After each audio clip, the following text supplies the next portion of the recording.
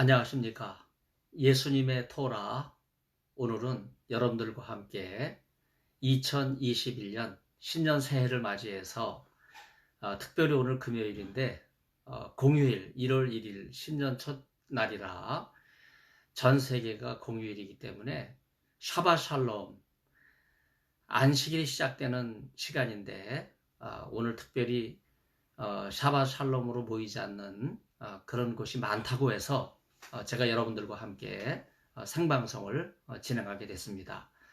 특별히 예수님의 토라를 산상설교, 마태복음은 예수님께서 무리를 보시고 산에 올라가 앉으니 제자들이 나온지라 이렇게 되어 있기 때문에 산에서 하시는 산상설교죠. 그러나 누가복음은 예수님께서 평지에서 하시는 설교로 되어 있습니다. 그래서 오늘은 산상평지설교를 여러분에게 펼쳐 보이는 시간을 갖도록 하겠습니다. 사실상 나자라 예수님께서 하신 설교 가운데 이 산상평지설교는요 첫 번째입니다. 나자라라고 하는 말은 예수 말씀 복음서 Q 4장 16절에 유일하게 등장하는 표현이죠.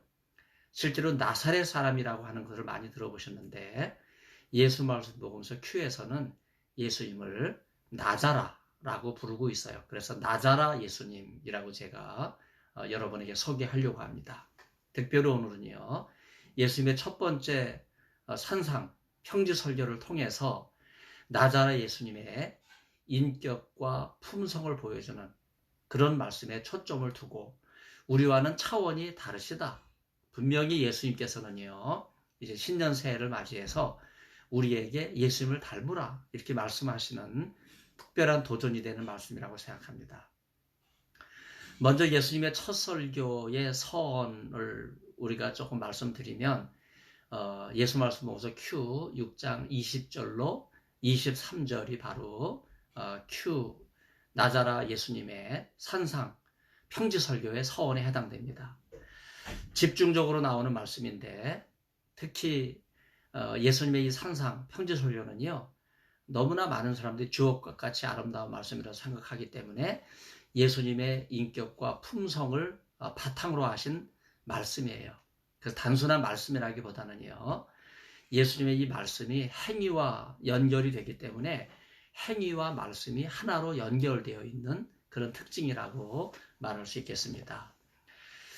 예수님 당시에 많은 랍비들이 있었는데 그 누구도 랍비가 하신 말씀을 행동으로 실천하는 이런 모범을 보인 그런 지혜의 교사 랍비가 없었는데 예수님은 바로 말씀과 행동이 연결이 됐기 때문에 새로운 가르침을 주신 것으로 그렇게 생각할 수 있습니다. 마태복음은 예수님의 토라를 구약성서의 율법과 대비를 시켜서 이 산상설교를 마태복음에서는 6가지 반제로 확대시키고 있어요. 그래서 너희 조상들은 이렇게 말했지만 나는 너희에게 이렇게 말한다 하면서 예수님은 구약성경 또 유대 랍비들과는 근본적으로 다른 차원에서 새로운 율법, 그래서 예수님의 토라라고 제가 그렇게 명명을 했는데 새로운 차원의 말씀을 하신 것이라고 볼 수 있습니다. 예수님의 말씀은요 단지 그냥 새로운 말씀을 하신 것이 아니라 유대인들이 알지 못했던 새로운 차원에서 하나님 나라 천국 시민의 가르침을 주신 거라고 볼 수 있어요. 그러나 누가복음은요 이 예수님의 4가지 축복 선언을 초점을 두고 전해주고 있죠. 특히 누가복음 평지에서 하신 설교로 예수의 말씀과 행위를 연결짓는 그런 작업을 하고 있습니다. 이 평지 설교 또 산상 설교의 핵심은요 하나님 나라를 소유한 사람들에게 임하는 축복이라고 말할 수 있습니다. 이 축복을 마태복음은 산상 설교에서 8가지 팔복으로 연결을 지었고요. 누가복음은 평지 설교에서 4가지의 축복이라는 도식으로 연결을 하면서 마태의 팔복과 대응을 하기 위해서 4개의 화, 곧 저주에 대한 선언으로 그렇게 연결을 지었습니다.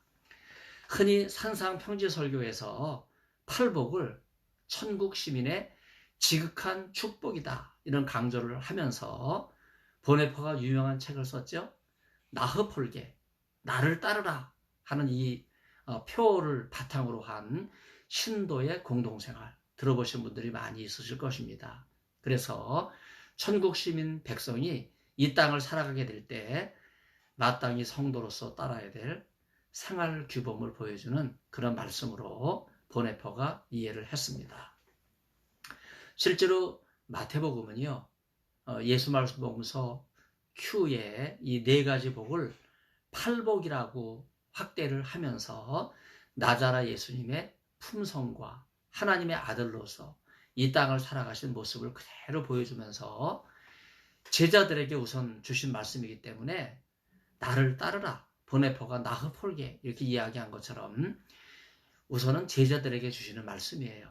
그래서 제자들이 하나님 나라, 천국 시민 백성이 되기 전에 먼저 예수님의 말씀을 듣고 또 예수님의 말씀의 행위와 연결이 되는 가르침이기 때문에 그것을 먼저 잘 들어야 된다 하는 말씀을 하고 있습니다. 물론 여러분은 잘 아시다시피 제자들은 이런 예수님의 모범을 따르는데 실패를 했죠. 그래서 많은 예수님을 잘 이해하지 못하는 몰이해의 모습, 실패하는 모습들이 복음서에 나옵니다. 다시 말해서 이미 예수님의 이 팔복의 말씀은요, 인간이 흉내내기에 그렇게 간단한 말씀은 아니라 하는 생각을 하게 됩니다. 공생애를 통해서 하나님의 나라를 가르쳐 주신 나자라 예수님의 인격과 삶을 고스란히 반영해주는 바로 신적인 품성을 보여주는 것이 바로 산상설교, 평지설교라고 말할 수 있습니다. 그러면 첫 번째 축복선언을 여러분에게 말씀드리겠어요. 예수 말씀 복음서 Q 6장 20절에서는요. 그가 눈을 들어 그의 제자들에게 말씀하셨다. 가난한 사람들은 복이 있다. 너희가 하나님 나라의 백성이다. 곧 하나님의 나라가 너희의 것이다. 예수님이 이렇게 말씀하시죠. 예수님의 토라에서 예수 말씀 복음서 시험 이야기 직후에 마귀가 예수님을 떠나지 않습니까? 마귀는 어떻게든지 40일 동안 줄이시고 금식하신 예수님을 시험을 통해서 무너뜨리려고 했어요. 그렇지만은 예수님께서는요, 참 준비됐어요. 신명기의 말씀을 통해서 마귀의 시험을 다 물리치셨어요. 그리고 본격적으로 이제 시험을 다 이기신 예수님께서 공성의 막을 활짝 여시게 되었을 때 예수님의 첫 설교가 Q, 예수 말씀 복음서 6장 20절에 나옵니다. 아까도 말씀드린 것처럼 마태복음 5장 2절에서는요. 그가 그의 입을 열어서 하는 이러한 말씀이 나오는데 오늘 예수님의 첫 설교에서는요. 그가 눈을 들어 그의 제자들에게 말씀하셨다. 마태복음이 입을 열었다 하고 하는 말씀과 이 Q 예수 말씀 복음서 첫 설교에서 예수님이 눈을 들고 그의 제자들에게 말씀하셨다 하는 것은 상당히 차이가 있어요. 세모적 어법에서 특별히 여러분 말을 하는 것은 입을 열어서 말을 하는 거잖아요. 그래서 일반적인 표현이라고 볼 수 있지만 그러나 세모적 어법에서 유대인들이 즐겨 사용하는 어법에서 눈을 들어 말씀하셨다 하는 것은 유대인들의 전통 속에서 우리가 생각을 해봐야 됩니다. 특별히 우리는 기도할 때 눈을 이렇게 감고 고개를 숙이고 기도하지 않습니까? 그러나 유대인들은요, 우리와 달라요. 기도할 때 눈을 들어서 하늘을 쳐다봅니다. 하늘에 계신, 천국에 계신 하나님을 우러러 보면서 기도하는 그런 특징이 있어요. 바로 눈을 들어서 하는 이 표현은요, 바로 예수님께서 이 산상설교를 기도와 묵상 중에 준비하신 공생의 첫 번째 말씀이라 이렇게 생각할 수 있어요.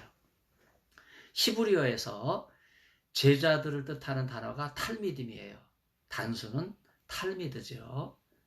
바로 제자들을 예수님께서 이 산상설교를 말씀하시기 전에 먼저 눈을 들어 하늘을 우러러 기도하면서 묵상하면서 준비하신 그런 특징들이 여기 나타나 있습니다. 그런데 바로 이 기도하시면서 준비했던 이 산상설교의 이 모습을 예수님은 눈을 들어 제자들을 보시는 걸로 그렇게 소개하고 있는데, 이것은 단순히 제자를 보는 것이 아니라 제자들을 자세히 보면서 제자들의 상황을 이해하면서 주신 말씀이라고 생각할 수 있습니다. 히브리어에서 말씀이라고 하는 단어는 다바르라고 하는 단어예요. 여기에서 유래한 단어가 디브레이라고 하는 단어인데, 이 디브레이는요, 말씀만을 가리키는 것이 아니라 행위도 가리켜요. 예수님의 산상설교는요, 단순한 말씀이 아니라 천국 시민의 삶을 가르치신 거기 때문에 말씀이 바로 그 삶에 연결이 되는 거죠. 이런 의미에서 예수님께서 가르치신 토라는요, 율법이란 차원의 의미만이 아니라 가르침이라고 하는 의미와 연관이 되기 때문에 나자라 예수님의 토라, 이 산상설교로 우리에게 나타나는 이 첫 번째 말씀, 이 설교는요, 단순한 말씀의 차원을 넘어서 말씀이 행위로, 그리고 예수님의 인격과 품성에서 우러나오는 가르침으로 그렇게 이해가 될 수 있습니다.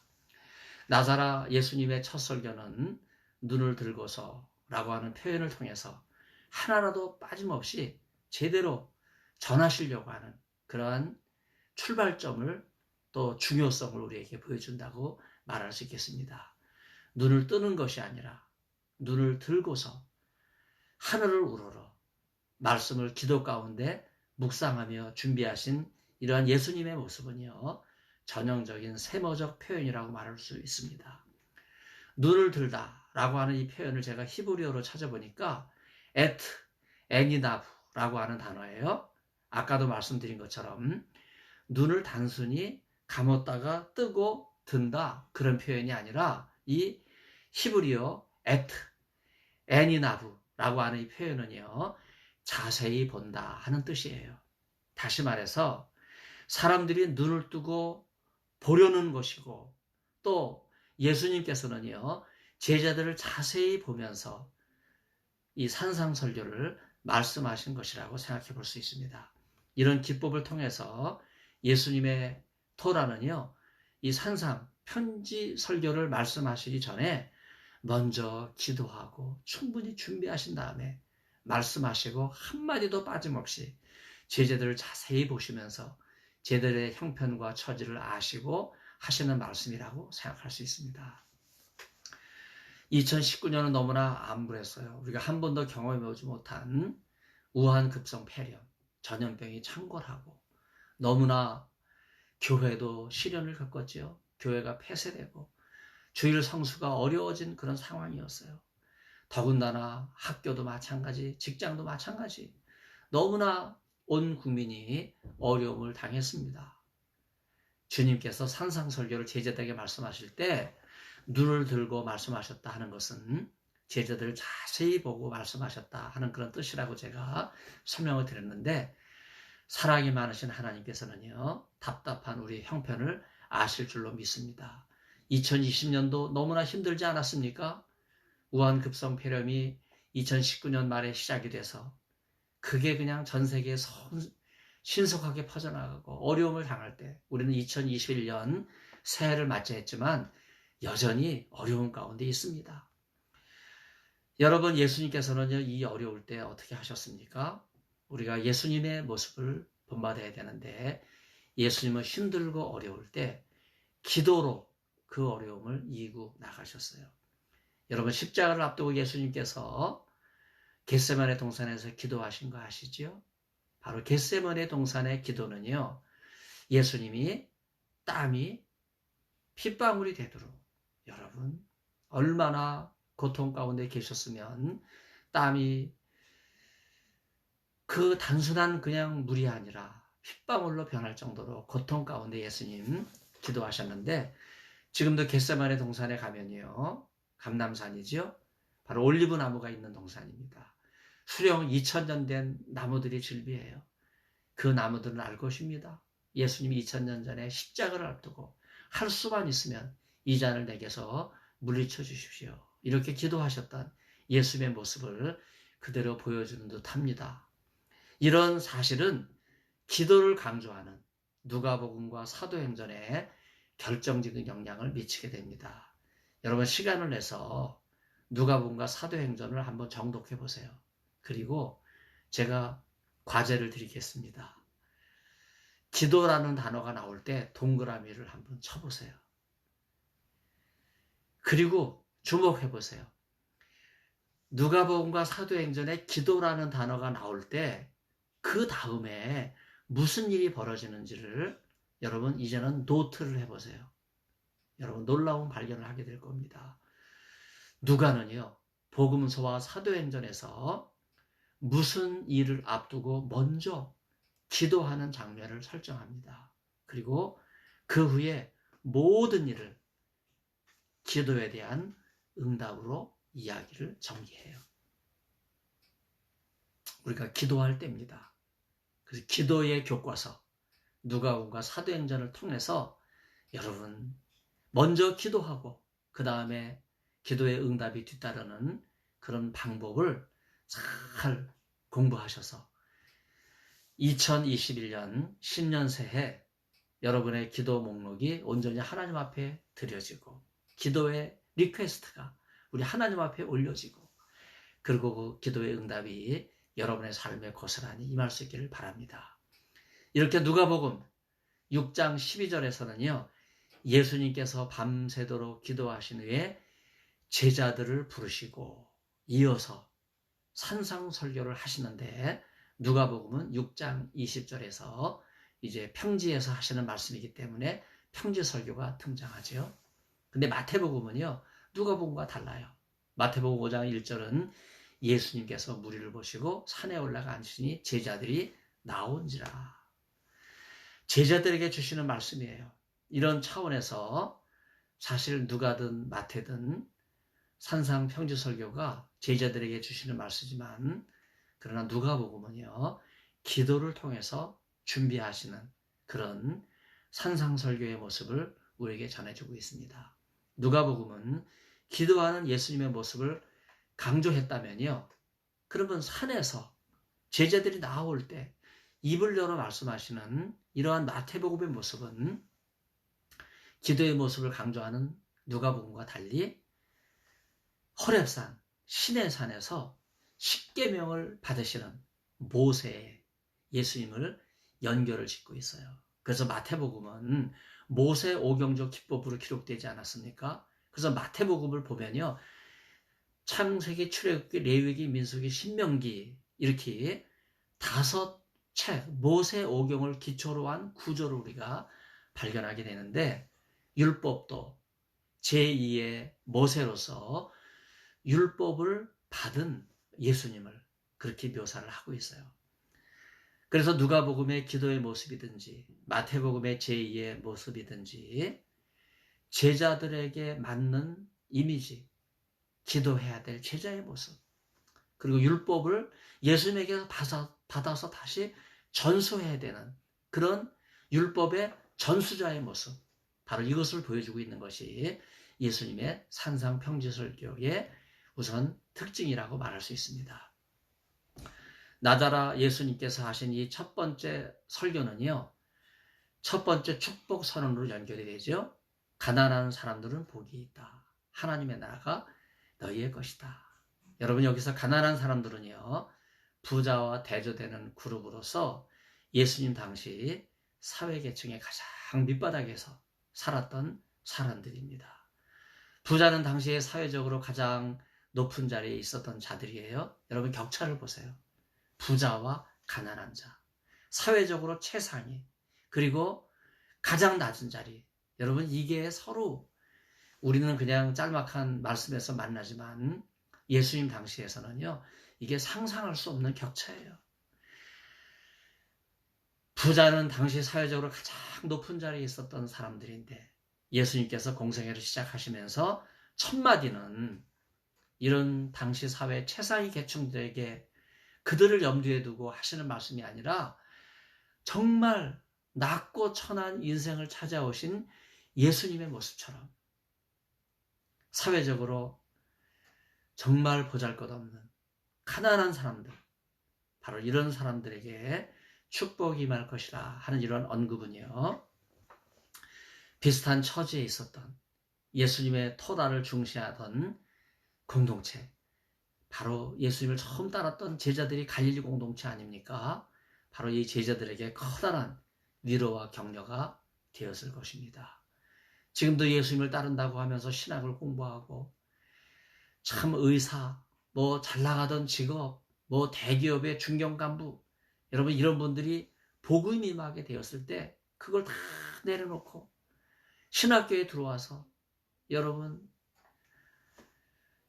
정말 어렵게 공부해서 신학교 졸업한 다음에는 그 여러 가지 또 그동안 자기가 사회적으로 쌓았던 그 기반이 있지 않습니까? 이걸 이용하질 않아요.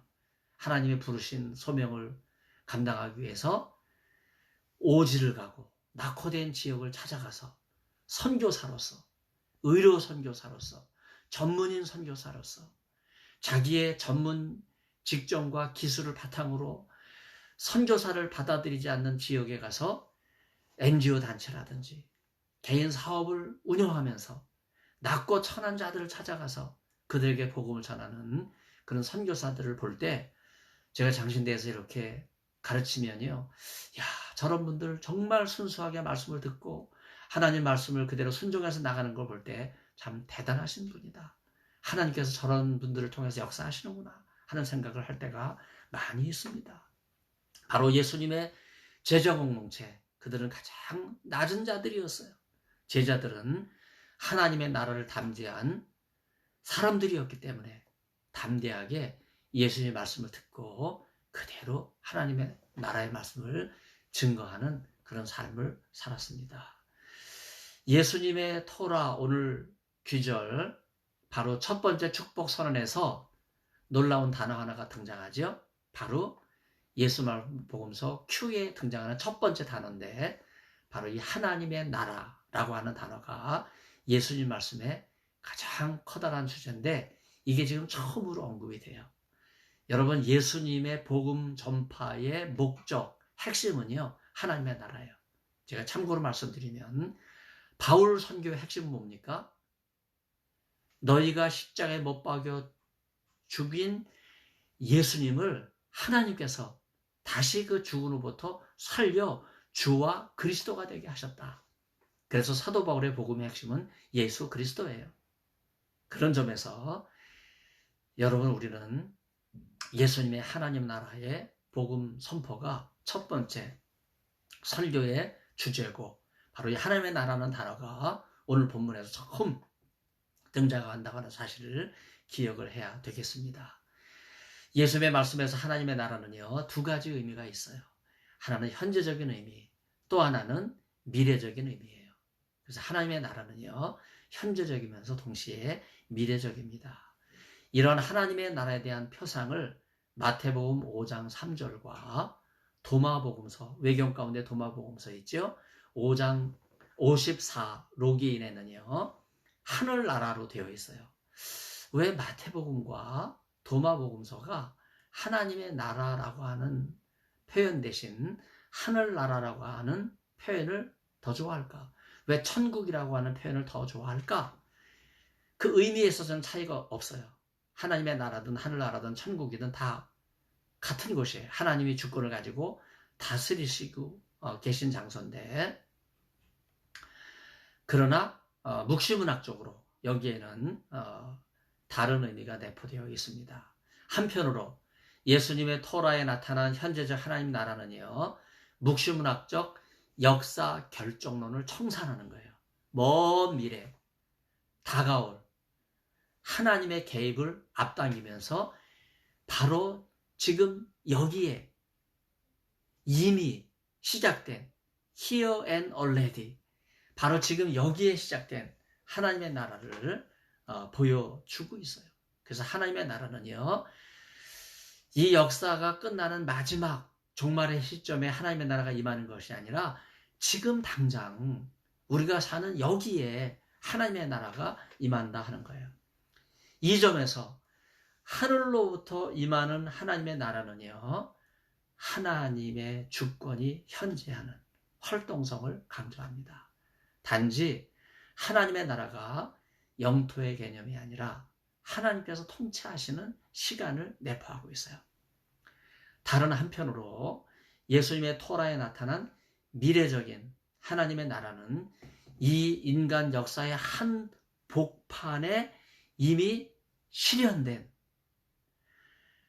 하나님의 나라임에도 불구하고, 현재적인 하나님의 나라임에도 불구하고 여전히 하나님의 나라의 성취, 미래, 완성될 나라는요, 아직 이루어지지 않은, not yet, 아직 미래의 것으로 남아있다고 하는 거예요. 그래서 하나님의 나라의 미래적 내용을 선포하고 있어요.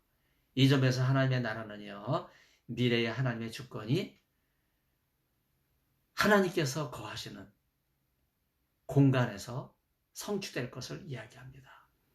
요한복음 14장 보면 예수님께서 마지막 이제 부활 승천하실 것을 앞두고 십자가를 앞두고 제자들을 훈련하시면서 발을 씻기시고, 요한복음 13장이죠. 그리고 대제사장으로서 말씀을 쭉 풀어나가실 때 내가 가면 너희를 위하여 처소를 예비하고 다시 와서 너희를 내가 있는 곳을 인도하겠다, 이렇게 말씀하시는데, 바로 여기에 하나님 나라의 공간적 개념이 있어요. 여러분, 하나님의 나라는요, 단지 현재하고 그리고 지금 하나님이 주권을 가지고 다스리시는 이런 개념만 있는 것이 아니라 미래에 우리가 예수님께서 준비하신 그 처소로 들어갈 하나님의 나라를 분명하게 말씀하고 있어요. 요즘 신학자들이 무슨 바람이 불었는지, 뭐 비교 종교학을 하는지 종교학자들의 영향을 받아서 그런지 장차 들어갈 공간, 하나님 나라, 이 하늘 나라의 개념을 자꾸 희석시키고 이걸 거부하는 이런 이상한 풍조가 있습니다. 여러분, 잘못된 가르침이에요. 공허한 이론에 여러분 속지 마시기를 바랍니다. 하나님의 나라는요, 현재적이면서 동시에 미래적이에요. 지금 하나님의 주권이 여기 임하면서 미래에 들어갈 공간입니다. 이러한 양가적인 의미는요, 우리에게 하나님 나라의 종말론적인 실체를 보여주고 있습니다. 종말론적인 하나님의 나라는요, 미래의 하나님 나라의 현실이 지금 여기서 이미 우리에게 실현된 것이라고 하는 선취적인 의미를 보여주면서 동시에 실현된 현재 하나님의 나라가 그럼에도 불구하고 아직 완성된 것이 아니기에 여전히 미래에서 종말론적으로 이루어질 이관되어 있는 후치적 의미를 담고 있다고 말할 수 있어요. 여러분, 어떤 신학학자들도 이 후치적 의미라고 하는 표현을 사용하지 않았는데, 제가 이 강의를 생각하면서 선취적 의미와 후치적 의미를 한번 구분해서 사용을 했습니다. 선취적 의미는 이미 이루어진 거예요. 그러나 후치적 하나님의 의미는 낮에 아직 이루어지지 않는 그런 하나님의 나라의 상태라고 말할 수 있습니다. 이렇게 나자라 예수님의 첫 설교는요, 우리가 예수님의 품성을 닮아야 되는 제자로서 어떻게 이 땅에서 살아가야 할지를 보여주고 있습니다. 곧 우리는 가난하지만 부유한 자처럼 살아야 하고, 현재 이미 실현된 하나님의 나라에 참여하지만 아직 완성되지 않은 미래의 하나님의 나라를 계속해서 동경하며 살아야 된다 하는 사실입니다. 가난한 사람은 어떤 사람입니까? 가난한 자들에게 바로 이 하나님의 나라가 너희의 것이다, 이렇게 말씀했기 때문에 우리가 가난한 사람이 어떤 사람인지 한번 생각해 보려고 해요. 모세의 인도를 따라 출애굽한 이스라엘 백성의 삶은 광야에서 가난한 삶, 그 삶 자체였습니다. 예수님께서는 물질이 없는 사람을 가리켜서 가난한 사람이라고 하셨을까요? 이런 질문에 대답이라도 하듯이 마태복음은 가난한 사람이 뭔가 좀 부족하다고 느꼈고 뭔가 보충해야 될 의미가 있다고 생각을 해서 그냥 가난한 사람이 아니라 심령의 가난한 사람, 이렇게 언급을 하면서 그 의미를 한층 더 강화했어요. 그러니까 마태복음의 이 가르침을 따라서 나는 심령이 가난한 사람인가, 여러분 한번 생각해 보세요. 위에서 산상평지 설교가 나자라 예수님의 인격과 삶을 보여주는 품성에 관한 모델이라고 하는 이 가르침, 이런 설명을 제가 덧붙인 것처럼 심령이 가난한 사람, 이건 일종의 덕목이에요. 그래서 제자들이 따라야 될 삶의 모델이라고 생각해 볼 수 있습니다. 제2의 모세로 오신 예수님, 그러나 율법의 혜택을 받은 이 모세, 그래서 마태복음은요, 산상설교, 제2의 모세라고 하는 이미지로 산에서 하시는 예수님의 모습을 반영해주고 있어요. 그런데 예수복음서 Q에는요, 또 제2의 여호수아의 이미지도 있습니다. 나자라 예수님께서는요, 가난한 제자들을 이끌고 공생애를 시작하시면서 과거 여호수아가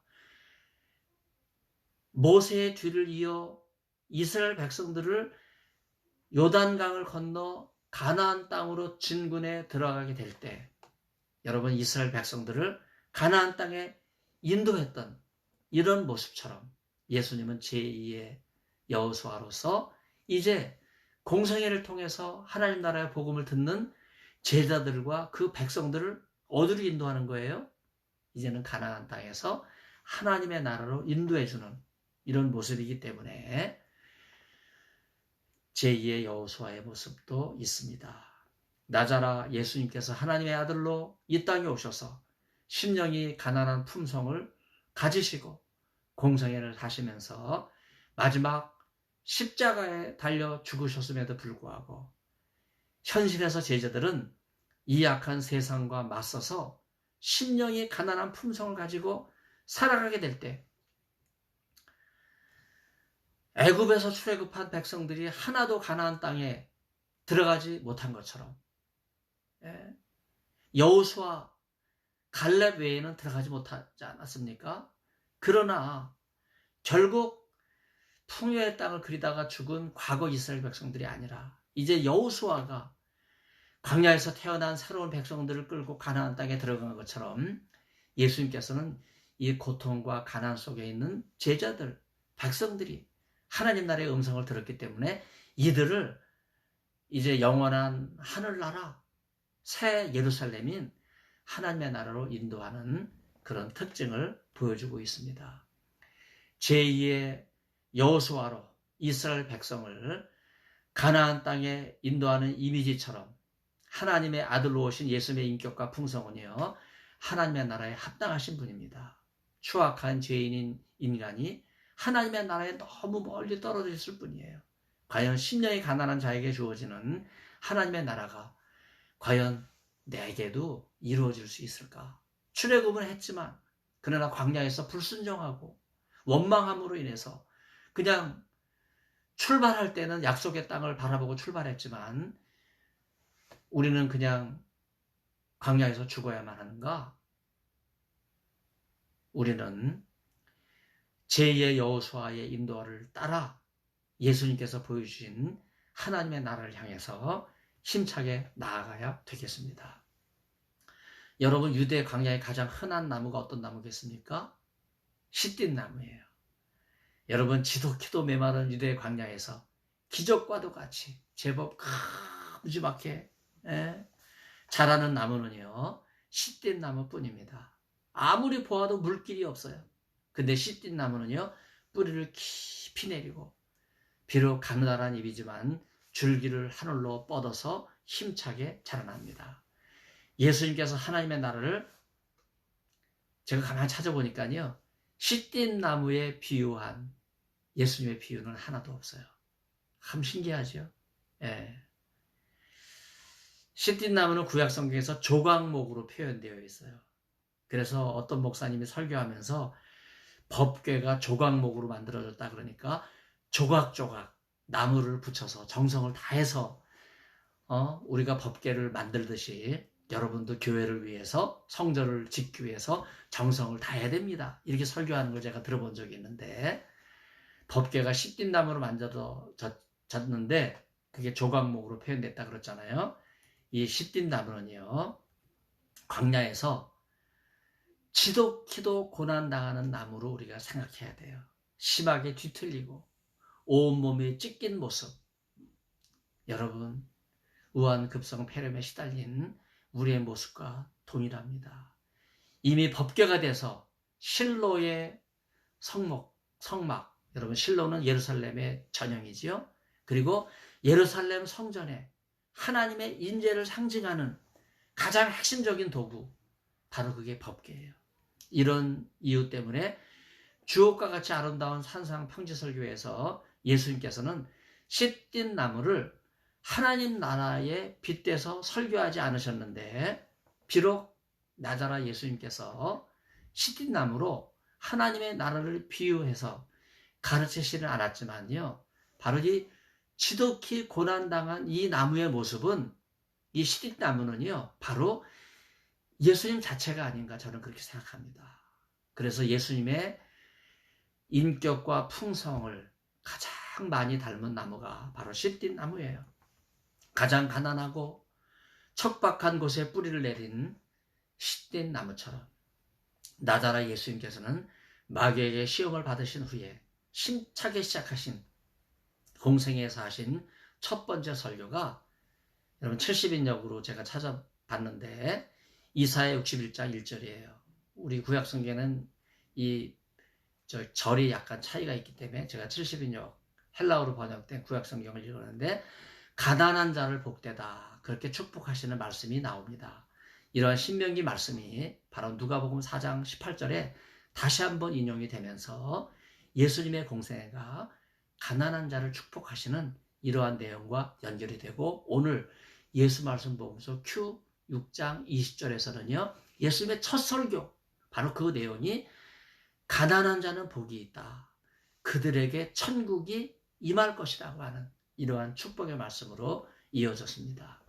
이것은 단지 예수님의 첫 설교라고 하는 차원만이 아니라 씨띤 나무처럼 아무것도 가진 것이 없어서 생명을 유지할 수 없는 유대 광야 메마른 상황에서 오직 나자라 예수님만이 가난한 자가 누구인지를 모델로 보여주시면서 예수님의 인격과 풍성을 그대로 말씀과 삶으로 엮어내는 그런 특징을 보여주는 설교라고 말할 수 있어요. 이 점에서 나자라 예수님께서 하신 가난한 자에게 향하는 이 말씀은요, 예수님이 신이 모델이 되셔서 하나님의 나라를 유대 광야에 홀로 서 있는 씨띤 나무처럼 세상의 모든 사람들에게 이제 공생애를 시작하시면서 첫 번째 비유를 펼쳐 보이는 씨띤 나무와 같이 고통당한 예수님께서 하나님의 나라가 바로 이런 자들에게 임하는 것이다 하는 것을 분명하게 보여주는 말씀의 차원이라고 생각할 수 있습니다. 오늘 샤바 샬롬이에요. 2021년 1월 1일, 이제 조금만 더 지나면요, 해가 넘어가면서 안식일이 시작이 됩니다. 이스라엘의 하루는요, 저녁이 되며 아침이 되니 첫째 날이라 이렇게 표현하거든요. 이제 새해가 시작되는 시점입니다. 여러분, 안식일, 오늘 공휴일이라고 해서 샤바 샬롬을 모이질 않는데 너무나 안타까운 거예요. 그만큼 세속화된 거죠. 세상의 풍조를 따라가는 것뿐이에요. 오늘 저와 함께 샤바 샬롬, 안식일이 시작되는 이 뜻깊은 성금요일에 예수님의 첫 설교를 묵상하게 된 것 너무나 감사를 드립니다.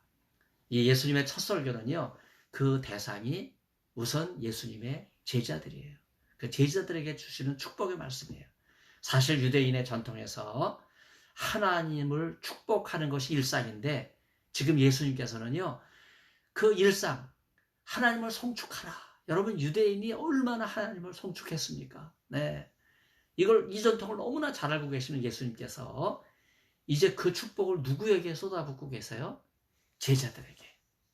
그것도 눈을 들어서, 기도하면서, 묵상하면서 정성껏 준비하신 바로 그 말씀, 그리고 눈을 든다고 하는 표현을 제가 히브리 표현을 통해서 제자들을 자세히 본다 하는 그런 표현으로 설명을 드렸는데, 제자들의 형편과 처지를 돌보신 거예요. 그런 점에서 여러분, 예수님은 우리 편이세요.